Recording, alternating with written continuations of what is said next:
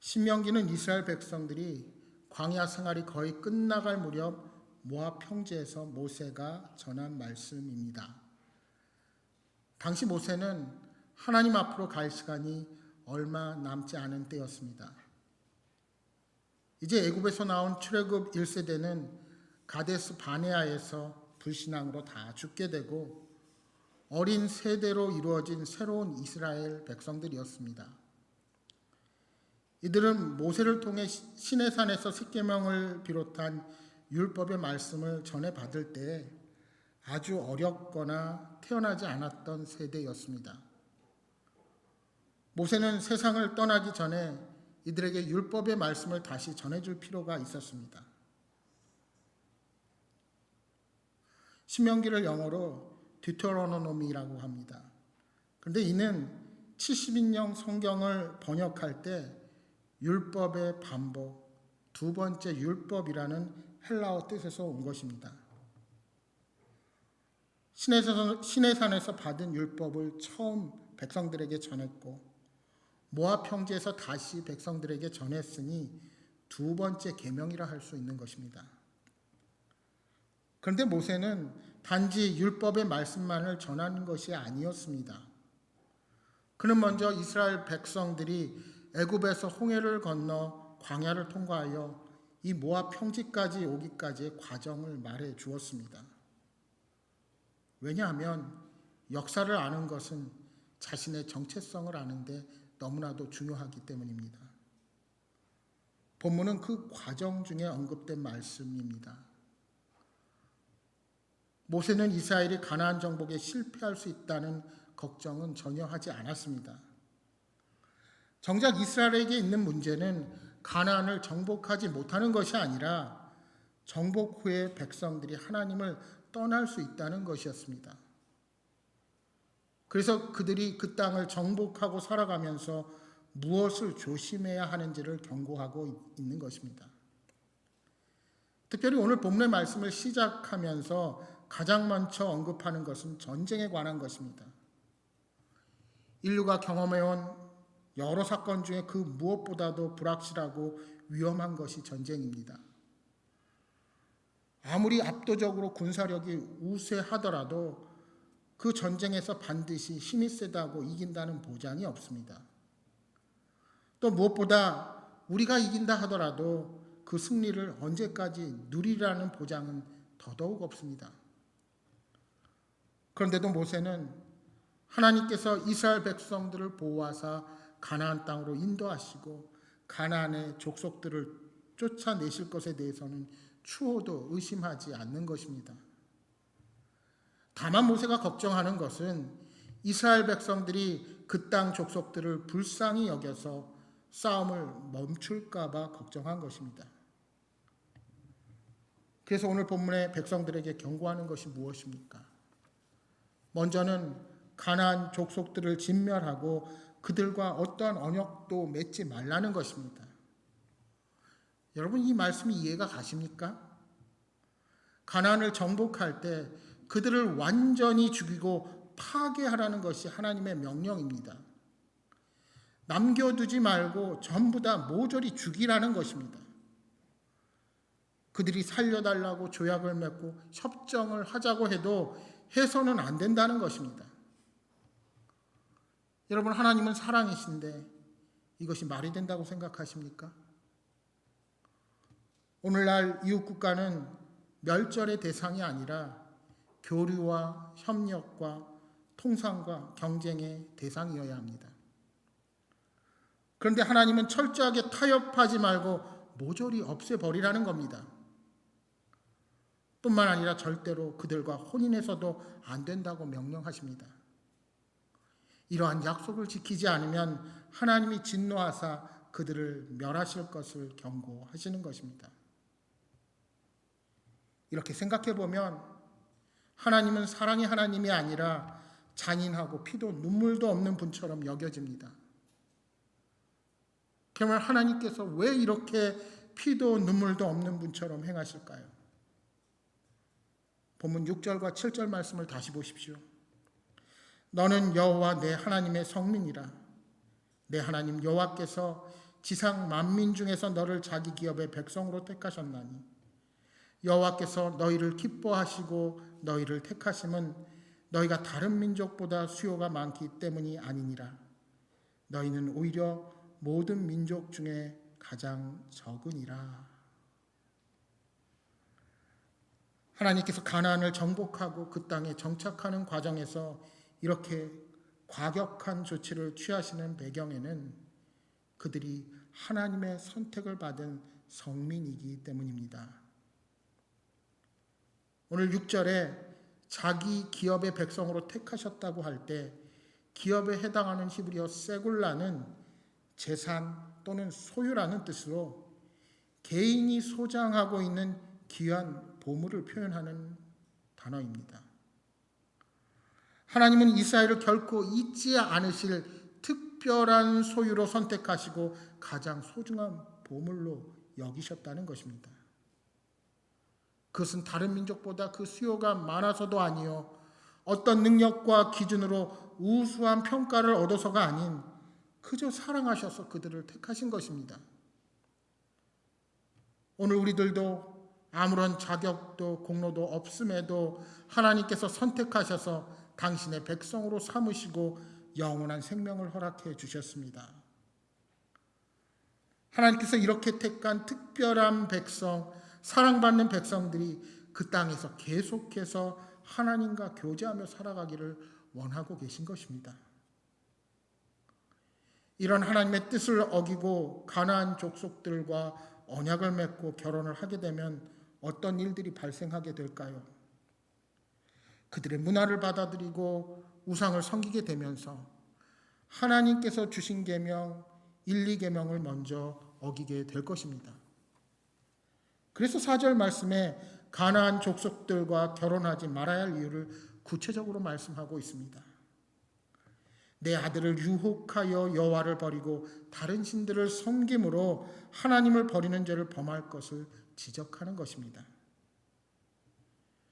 여러분, 결혼은 사회를 구성하는 가장 기본적인 단위로 결혼의 약속을 통해 그가 가진 종교와 문화의 전수가 바로 이어지는 장소가 가정입니다.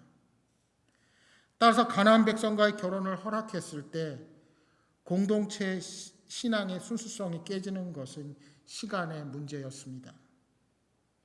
이미 이스라엘 백성들은 광야에서 생활할 때 그러한 경험을 했습니다. 그들이 시딤에 머물러 있을 때 바알 신전에서 제사하며 음행을 벌인 사건이 있었습니다. 제사 중에 모압의 여자들과 음행을 벌였던 이 바알볼의 사건으로 이스라엘은 하나님의 큰 진노를 사게 되었습니다. 그 일로 2만 4천 명이 연병에 걸려서 죽었던 역사가 그들에게 있었습니다. 그런데 오늘 본문을 읽으면서 한 가지 모순을 발견할 수가 있습니다. 어떻게 진멸하는데 그들과 결혼할 수가 있을까? 모조리 죽이라고 하셨는데 어떻게 그들의 문화를 받아들이고 우상을 섬길 수 있을까라는 질문을 할 수가 있습니다.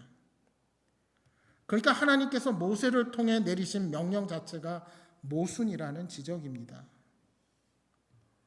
여러분은 어떻게 생각하십니까? 저는 이 말씀이 논리적인 모순이라기보다 이상과 현실 사이의 긴장을 반영한다고 봅니다. 진멸하라는 하나님의 명령을 지켜 신앙의 순수성을 지키는 것은 매우 중요합니다. 그러나 그 명령을 온전히 지키지 못하는 것이 연약한 인간, 죄된 인간의 모습입니다. 결국 하나님께서는 이스라엘 백성들이 어떤 식으로든지 가나안 족속과 종교적으로 섞이지 말고 언약의 순수성을 지키기 원하시는 것입니다. 그래서 이스라엘 백성들이 가장 먼저 가나안 땅에 들어가서 해야 할 것이 그들의 제단을 헐며 주상을 깨트리며 아세라 목상을 찢으며 조각한 우상들을 불사르는 일입니다. 하지만 오늘 우리가 그리스도인으로 살아가는 이 땅은 이러한 하나님의 명령대로 살아갈 수 있는 땅이 아닙니다. 물론 이 땅에 눈에 보이지 않는 힘의 원리가 지배합니다. 그러나 지금 우리가 살아가는 이 땅은 모든 것을 서로가 존중하고 규범을 만들어서 평화롭게 상대방을 인정하며 살아가야 하는 세속의 사회입니다. 지금은 지구촌이 하나가 되어 서로를 인정하고 다른 문화와 다른 종교들과 공존하면서 살아갈 수밖에 없습니다. 따라서 오늘 우리는 이러한 종교의 시장 속에서 복음의 진리를 외쳐야만 합니다. 따라서 저와 여러분이 영적으로 바로 서지 못하면 우리는 세상의 원리와 방법 그대로 살아갈 수밖에 없습니다. 따라서 본문을 통해서 오늘 저와 여러분이 깨달아야 할 것이 무엇입니까? 왜 하나님께서 가나안 땅 입성을 앞둔 이스라엘 백성들에게 이러한 명령을 반복해서 하시는지 하나님의 본뜻을 알아야 하는 것입니다. 그것은 바로 하나님의 성민으로 가장 소중한 보물로서 택한 자들이기에 지켜야 할 정체성에 대한 명령이라는 사실입니다. 8절 말씀에 계속해서 이렇게 말씀하십니다. 여호와께서 다만 너희를 사랑하심으로 말미암아 또는 너희의 조상들에게 하신 맹세를 지키려 하심으로 말미암아 자기의 권능의 손으로 너희를 인도하여 내시되 너희를 그 종 되었던 집에서 애굽 왕 바로의 손에서 속량하셨나니. 선택의 이유는 단순합니다. 바로 여호와 하나님의 사랑 때문입니다. 바로의 노예로 400년이 넘는 세월을 보낸 이스라엘 백성들이 출애굽한다는 사실, 하나님이 아니면 할 수 없는 인간적으로는 불가능한 일이었습니다. 하지만 아브라함과 이삭의 하나님, 그들을 사랑하신 하나님은 그 조상에게 하신 맹세를 지키기 위해서 그들을 애굽 땅에서 이끌어내셨습니다. 하나님의 은혜가 아니면 그들은 결코 애굽의 종살이에서 벗어나 가나안 땅을 차지할 수 있던 자들이 아니었다는 사실입니다. 여러분, 왜 그토록 하나님은 이스라엘 백성들에게 강력한 구별을 요구하시는 걸까요? 구별되지 못하면 이스라엘은 망할 것이기 때문입니다. 그들이 하나님의 백성이라는 정체성을 상실하면 열방 가운데 하나님의 거룩하심과 살아계심을 그들이 증명하지 못합니다. 도리어 세상과 동일하게 살아가면서 하나님의 이름을 욕되게 하기에 하나님은 그들을 망하게 하는 수밖에 없습니다. 그것이 하나님의 공의의 모습입니다. 따라서 특정한 대상을 진멸해야 하는 이유 중에 하나는 악에 대한 심판 때문입니다. 악을 방치할 때 개인적으로나 사회적으로 그 피해가 클 수밖에 없습니다. 여러분, 사실 하나님 앞에서 우상은 아무것도 아닙니다. 하나님 앞에 그 목상들이 무슨 능력과 힘을 발휘할 수 있겠습니까? 그러나 우상을 제거해야 하는 이유는 우상이 사람들에게 끼치는 영향력 때문입니다. 그 악에 오염될 때 그 영향력은 자신과 공동체에 엄청난 해를 끼치게 될 것입니다. 우리 안에 죄가 그렇게 강력하기에 하나님은 세상의 우상들을 제거하기 원하시고 우리가 성결하게 살아가기를 원하고 계신 것입니다. 여러분, 우리가 지난 2달간 코로나19와 싸우면서 느끼게 되는 사실이 무엇입니까? 사실 어제로 대전의 환자가 39명인데 최근 열흘간 일어난 환자는 거의 해외에서 유입된 환자뿐이었습니다. 그리고 어제의 경우 우리나라 전체에서 20명 이하의 환자가 발생했습니다. 그럼에도 불구하고 방역 당국이 긴장을 늦추지 못하는 이유가 무엇입니까? 조금만 방심하면 순간에 걷잡을 수 없이 바이러스가 다시 확산되기 때문입니다. 여러분, 죄의 문제도 마찬가지입니다. 우리가 조금만 타협하고 허용하면 걷잡을 수 없어집니다. 그래서 데살로니가전서 5장 22절 말씀을 통해서 악은 어떤 모양이라도 버리라고 말씀하는 것입니다. 그러나 이스라엘 백성들은 이러한 하나님의 명령에 순종하지 못하여 하나님의 이름을 욕되게 하였고 결국 하나님의 심판 앞에 설 수밖에 없었습니다. 오늘 예수 그리스도가 저와 여러분에게 필요한 이유입니다. 하나님은 사랑하는 백성들의 사랑과 순종을 원하지만 죄 가운데 빠져 있는 우리들은 우리 스스로의 죄 문제를 결코 해결할 수 없었습니다. 그래서 예수 그리스도께서 우리 모두의 죄악을 짊어지시고 십자가 위에서 희생의 피를 흘리신 것입니다. 그 사랑하심으로 오늘 저와 여러분이 구원의 복을 누리게 되었다는 사실을 우리는 한시도 잊어서는 안 됩니다. 목적이 이끄는 40일의 저자로 우리에게 잘 알려진 미국 캘리포니아 세들백 처치를 담임하고 있는 릭 워렌 목사님의 이야기입니다. 릭 워렌 목사님이 재소자들에게 설교를 하기 위해서 교도소를 방문했습니다. 근데 예배 시작하기 전에 분위기가 너무나 산만하였답니다. 그때 워렌 목사님은 마이크 하나를 든 채 연단에 올라가서 주머니에서 $100짜리 지폐 한 장을 꺼내서 높이 들고 그들에게 말했습니다. 이 $100를 갖고 싶은 사람이 있습니까? 그래서 모두 다 손을 들었습니다. 단번에 모두의 관심이 집중된 것입니다. 이번에는 그 지폐를 구기고 살짝 찢은 채 이렇게 말했습니다. 여전히 이 돈을 갖고 싶은 사람 있습니까? 이번에도 모두 손을 들었습니다. 그래서 목사님은 돈에 침을 뱉고 바닥에 던져 밟은 뒤에 다시 주워서 들고 그들에게 물었습니다. 이래도 이 돈을 원하는 사람 있습니까? 이번에도 전부 손을 들었습니다.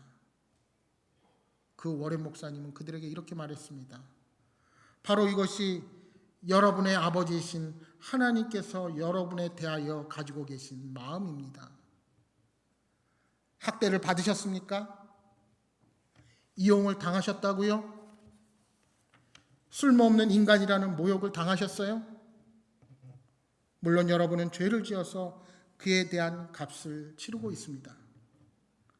지금 여러분은 구겨지고 찢기고 짓밟혀져서 더러워진 지폐와 같습니다. 하지만 하나님 앞에서 여러분의 가치는 단 $1도 떨어지지 않았습니다.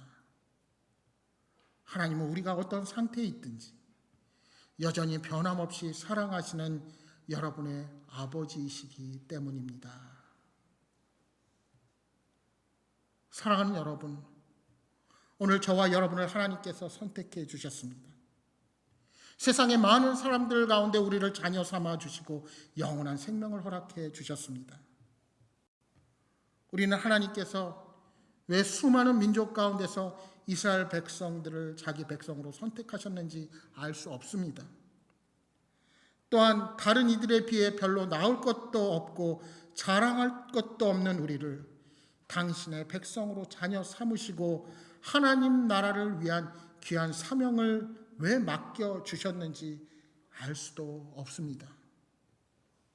하지만 우리가 이 사실을 이해하지 못한다 하여도 분명한 것은 하나님께서 행하신 역사를 우리가 부인할 수 없다는 것입니다.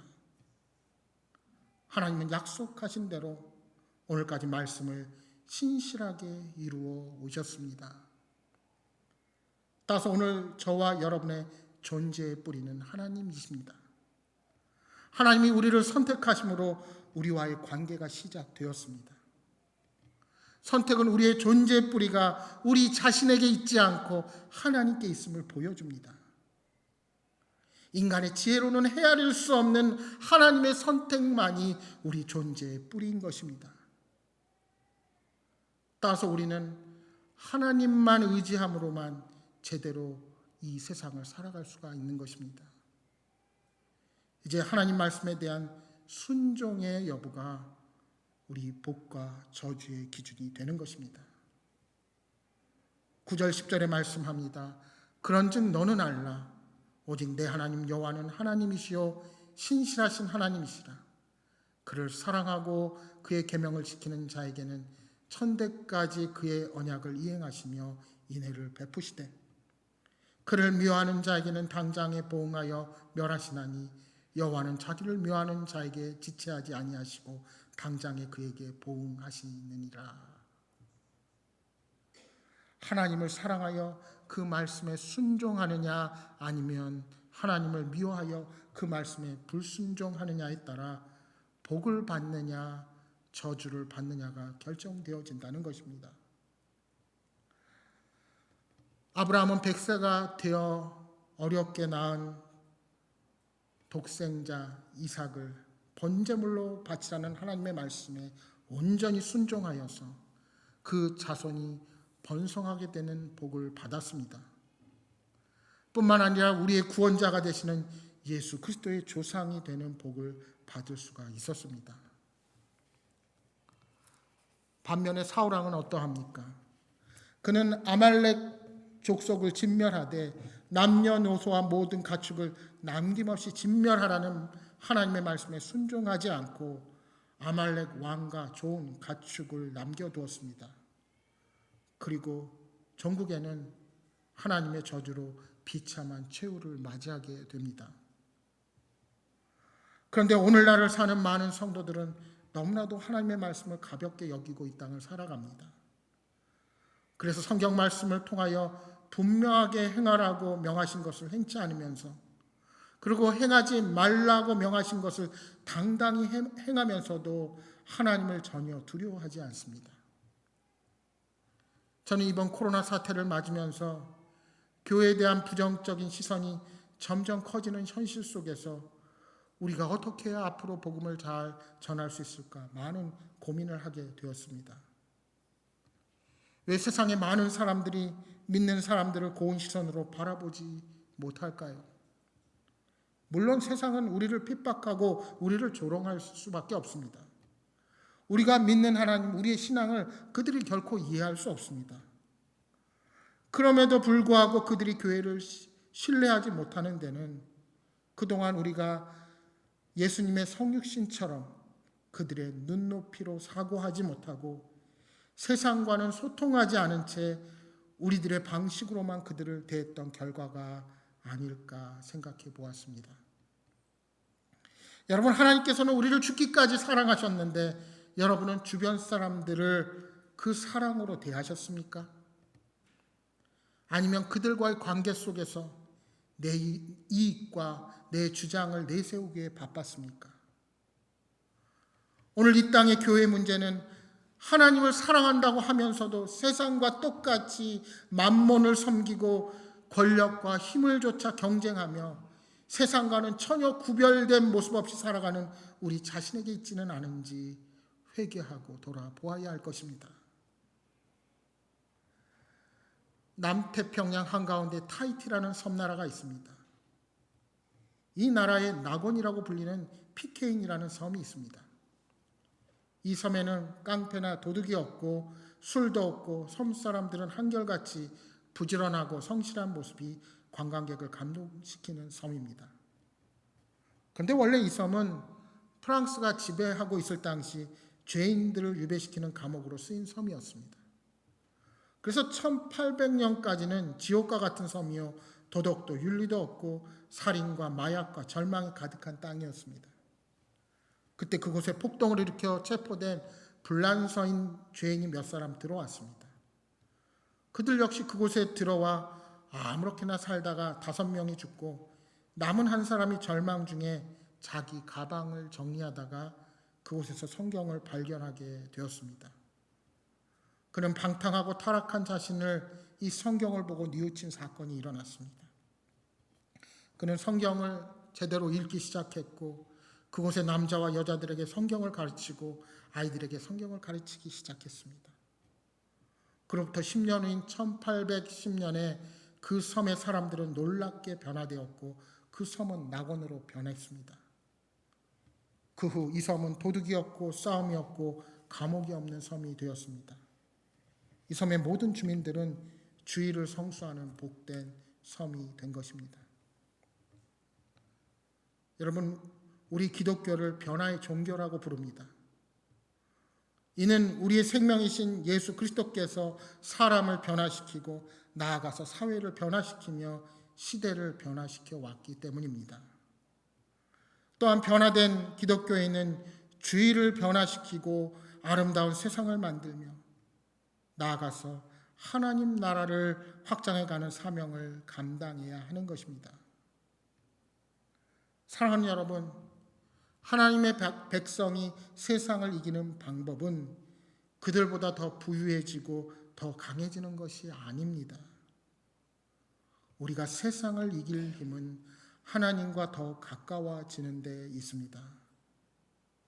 우리를 사랑하셔서 선택하여 주시고 여기까지 약속의 백성으로 인도하신 하나님의 뜻을 따라 온전히 순종하며 복의 길로 걸어가시는 여러분 모두가 되시기를 주님의 이름으로 축복합니다. 기도하시겠습니다.